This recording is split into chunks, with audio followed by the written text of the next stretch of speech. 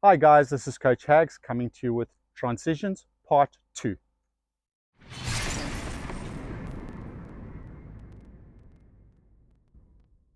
Now in Part 1 we discussed transitioning for targets that are set up less than 90 degrees, up to 90 and less. Anywhere in there, that was the technique to engage them, with arms fully extended and not pulling in the weight to the gun because of the pendulum motion. In Part 2, what we're going to discuss and show you live fire is engaging targets that are bigger than 90 degrees, i.e. 90 degrees and more apart.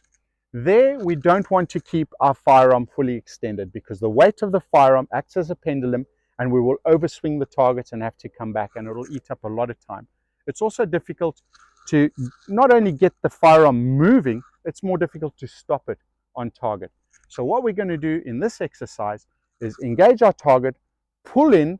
Our eyes are still going to snap to the next target, so we have a visual point of reference where we want our sights to stop, and then we're going to punch out to engage that second target.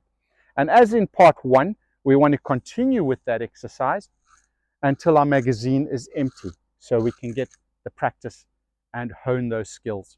So join me soon for the live fire. So as with Part 1, we can do this dry fire, Part 2, and it's good to dry fire it so you get some muscle memory. We're going to draw, we're going to engage our target, and this time we're pulling the firearm in to bring the weight closer to our chest and punching out. Notice my toes are moving as well. If it's more than 90 degrees, I want to spin on my toes. Versus in Part 1, we were swinging the gun and we were pretty much flat-footed because it was less than 90 degrees. Now we're bigger than 90 degree angle. We want to engage, pull in that weight, and get on to the next target. Let's shoot some live rounds.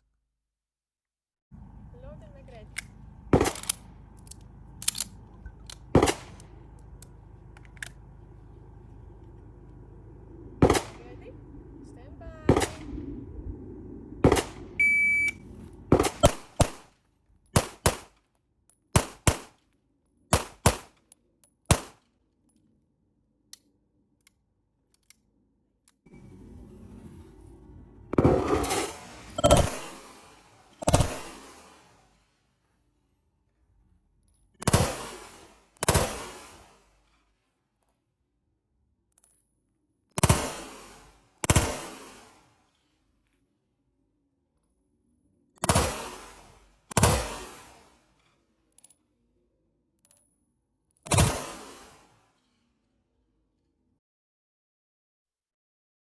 Okay guys, so the key points to remember with transitions are to snap your eyes to the next target. In other words, you leave your sights, you're looking at the spot you want to engage on the target, and your gun follows. That's quicker because now you have a reference point and your sights will arrive where you're looking. So look at where you want your bullets to go. Get your eyes off the last target as quickly as possible. Snap those eyes in their sockets, snap the head if you have to, and let that gun arrive. Do not follow your sights. That's really, really slow. Another key point to remember, anything under 90 degrees, we maintain the firearm at a full extension, whatever your extension might be, and we control that weight. We're still snapping the eyes. And anything above 90 degrees, we're going to pull that weight in, spin on our toes, and re-engage. Pull that weight in and re-engage. I hope this helps you. It's been a pleasure doing it. See you next time.